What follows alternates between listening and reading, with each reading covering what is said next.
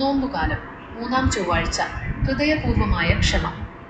ഈ നോമ്പുകാലത്തെ യാത്രയിൽ നമ്മുടെ ആത്മീയ ജീവിതത്തെ ആഴപ്പെടുത്താൻ സഹായിക്കുന്ന 3 പ്രധാന ചിന്തകൾ ഇവയാണ്. 1. ക്ഷമയ്ക്ക് അതിരുകളുണ്ടോ?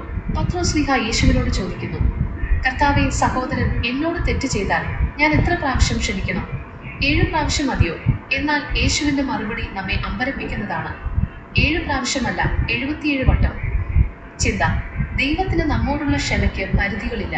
അതുപോലെ മറ്റുള്ളവരോട് ക്ഷമിക്കുന്ന കാര്യത്തിൽ നമ്മളും കണക്കുകൾ സൂക്ഷിക്കരുത്. ക്ഷമ എന്നത് ഒരു ഔദാര്യമല്ല, അതൊരു ക്രിസ്തീയ കടമയാണ്. 2. കടം ഇളച്ചു കിട്ടിയ ദാസന്റെ ഉപമ. രാജാവ് തന്റെ ദാസന് കോടിക്കണക്കിന് രൂപയുടെ കടം ഇളച്ചു കൊടുത്തു. എന്നാൽ അതേ ദാസൻ പുറത്തിറങ്ങിയപ്പോൾ തനിക്ക് നിസ്സാര തുക നൽകാനുള്ള തന്റെ കൂട്ടുകാരനെ പിടിച്ച് തടവിലാക്കി.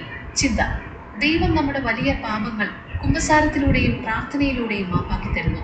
എന്നിട്ടും മറ്റുള്ളവർ നമ്മോട് ചെയ്യുന്ന ചെറിയ തെറ്റുകൾ ഹൃദയത്തിൽ വെച്ചുകൊണ്ടിരിക്കുന്നത് എത്രമാത്രം വലിയ നീതികേടാണ്. 3. ഹൃദയത്തിൽ നിന്നുള്ള ക്ഷമ. നിങ്ങൾ ഓരോരുത്തരും സഹോദരനോട് ഹൃദയപൂർവ്വം ക്ഷമിക്കുന്നില്ലെങ്കിൽ എൻ്റെ സ്വർഗസ്ഥനായ പിതാവ് നിങ്ങളോടും ഇപ്രകാരം തന്നെ ചെയ്യും എന്ന് യേശു മുന്നറിയിപ്പ് നൽകുന്നു. ചിന്ത: ചുണ്ടുകൾ കൊണ്ട് മാത്രം ക്ഷമിച്ചു എന്ന് പറയുന്നത് കൊണ്ട് കാര്യമില്ല. ഹൃദയത്തിൽ നിന്ന് കയ്പും പകയും മാറ്റിയാൽ മാത്രമേ നമ്മുടെ പ്രാർത്ഥനകൾ ദൈവസന്നിധിയിൽ എത്തുകയുള്ളൂ. ഇന്നത്തെ പ്രാർത്ഥന. സ്നേഹനിധിയായ കർത്താവേ, അവിടുന്ന് എന്നോട് കാണിക്കുന്ന കരുണയെ ഓർത്ത് ഞാൻ നന്ദി പറയുന്നു. എന്നെ വേദനിപ്പിച്ചവരോടും എന്നോട് തെറ്റ് ചെയ്തവരോടും പൂർണ്ണ ഹൃദയത്തോടെ ക്ഷമിക്കാനുള്ള കൃപ എനിക്ക് നൽകണമേ. എൻ്റെ ഹൃദയത്തിലെ പകയുടെയും വിദ്വേഷത്തിൻ്റെയും കല്ലുകൾ നീക്കി അങ്ങയുടെ സ്നേഹം അവിടെ നിറയ്ക്കണമേ.